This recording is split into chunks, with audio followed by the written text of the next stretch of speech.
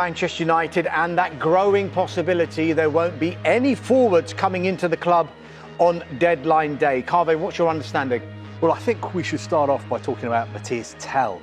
And I think the most illuminating way to look at this potential deal is to look at exactly what Sky Germany are reporting. Because a couple of our reporters at Sky Germany have brilliant contacts at Bayern Munich. And all the information about this potential deal is coming out of Bayern Munich. Manchester United, Arsenal are not saying very much. Now this evening, Sky Germany are reporting just now that negotiations between Manchester United and Bayern Munich for Tel have collapsed. And they are also saying the player himself wants to move to Manchester United, but Bayern Munich are not willing to let him go just on loan, because last week they had an offer of £50 million permanent deal. So Bayern Munich saying, look, we understand you want to go to Manchester United, but you're not just going there with a loan and an option. We want something more concrete. Interestingly, Sky Germany also say Arsenal are still in the race to sign Mathys Tel. Now, I don't have information on whether he wants to go to Arsenal, but I'm presuming that if he wants to move to Manchester United, he would also want to go to Arsenal, especially if he watched their performance against Manchester City today. Mark, there was no Joshua Zirkzee, there was no Rasmus Højlund in Ruben Amorim's starting 11 against Crystal Palace this afternoon. What message was he sending there? I think that was a clear message from the Manchester United head coach to say, I'm not entirely comfortable with the options I have as number 9s. That's why I'm prepared to play Kobbie Mainoo as a false number 9. You had Ahmad on one hand, you had obviously Alejandro Garnacho playing on the other side as well, but the fact that you're playing two of your key strikers from the bench shows you actually, I'm not happy, and we've still got 24 plus hours to try and get something sorted. Therefore, my message to the hierarchy at this football club is try and sort this out, because this could be the difference between us finishing strongly this season and not. I want a striker, I'm not comfortable with the ones I have, therefore let's try and get something sorted. Now of course this was a big topic of conversation in the post-match press conference, not only the fact that they lost at Old Trafford today, but the fact that they didn't score any goals without a recognised striker on the pitch. And as we say, journalists ready to ask that question to the Manchester United boss to try and get his thoughts and understanding as to why he went with the starting 11 he did. Here's what he said in the post-match press conference. Yeah, we have to improve as a team to score goals, and we are trying the best to improve the team. This market is really hard on the clubs. To make some deals here, it's hard. Then you have this urgency. Sometimes when you are in these moments, you make some mistakes. We are trying everything. Yes, we want so bad to improve. I want so bad to improve the team. I know what the team needs, but sometimes it's possible or not. But we are trying everything. Rob, Ruben Amorim says that they're trying everything. Do you think they need to do something in this transfer window, or do they need to take a step back and then focus on the summer window? I think the number one is the transfer window, because I think they're really starting to plan now for the summer. Because a club like Manchester United, they're going to be ideally in a situation where they're 6 months ahead.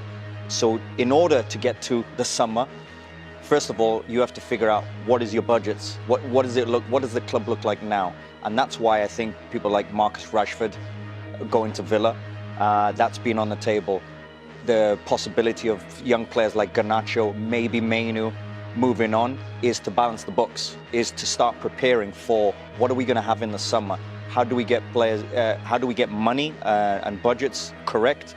Well, we also need to release players, because like one of the letters from Manchester United this past couple of weeks was that they're in danger of PSR. So they're starting to clearly plan for that, and also plan for what does a Ruben Amorim team look like, and what does he need?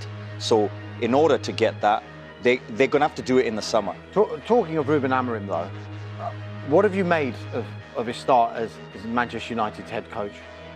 Do you know what? I think the number one thing, I really like him. I like who he is. I like how he represents himself. I love how honest he is. He's very truthful. He's very passionate.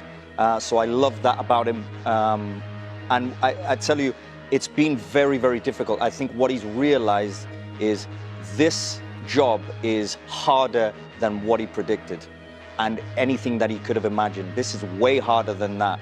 And I think there's been a lot of things that maybe he didn't see because, for example, he's looking at Manchester United moving from Sporting and he's looking at it and thinking, oh, I'm going to have a young Garnacho, I'm going to have a young Mainu, I'm going to have a Rashford, I'm going to have a Xerxes just come in, a Højlund, young players. Look at the back. Euro is coming. I got a Martinez, De Ligt has just come in. I've got a decent team. We can add to that. And he's found that maybe all of those players are not going to play for him. They're not the right players for him. And I think that's where his big thing is going to be in the next 3 months. But I like him. I think he's the right guy for Manchester United. Are they going to be able to improve?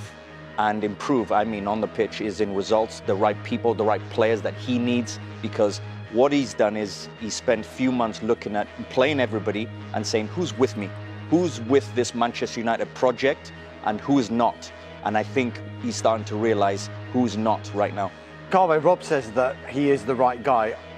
What have you made of the media reaction to Ruben Amorim? Do you think they've been fair with him, or do you think that maybe Ruben Amorim's almost playing a blinder here because of all of these comments that he's coming out with? He's almost put the focus on the players, hasn't he?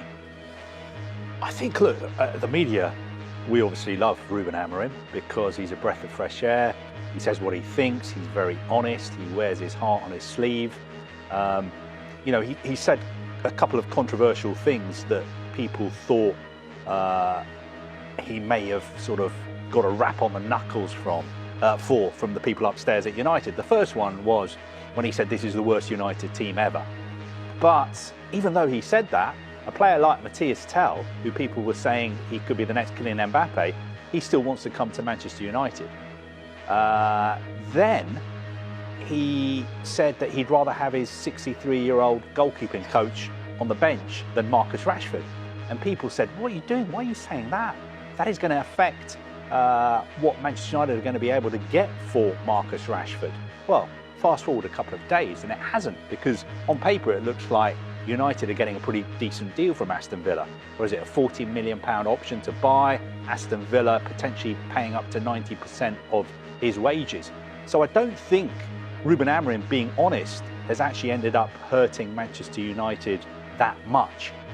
I think the bigger picture at Manchester United is that I don't really want to kick a club when they're down, but the fall off has just been incredible to witness, because a year, 18 months ago, we were talking about the possibility of new Qatari owners coming into Manchester United, and they were going to pay off all the debts. They were going to build a new stadium. They were going to regenerate the whole area around Old Trafford. It was going to be, you know, a project to make Manchester United great again. They meant business. Now, you think every week it's almost worse than it's ever been at Manchester United. You know, I mean, under Ed Woodward, Manchester United were in the top 4 and people were complaining and saying it was a disaster and wanting him out. I'm not saying that things weren't bad under Ed Woodward, but now when you look back at those days, you almost, if you're a United fan, you miss those days because, okay, you weren't winning the title, but under Jose Mourinho, you were finishing second. Under Ole Gunnar Solskjaer, there was still an exciting team and good results, and perhaps United should have stayed with him. So, having said that, I don't want to kick them when they're down. I'm just going to finish off by saying that I don't want to talk about it because, you know, has there ever been a club who have gone from such heights to such depths?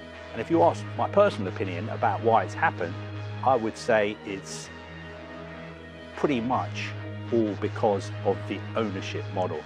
And I think any club in the world who have the ownership model that Manchester United have would struggle in the same way eventually. There's been so many changes in football over the last few years. I think the teams that have got good structures, good people, use data to recruit the right players and have really good people around that recruitment process are the ones that are catching up with the top six, or the historic top six. No longer is it about how much money you've got, because everyone's got loads of money. They can all go and attract some of the best players from European football. But you look at Brentford, you look at Bournemouth, look at Brighton, look at Forest. They're all doing better than the likes of Spurs and Manchester United now. Why? And I think you look at every single one of those clubs.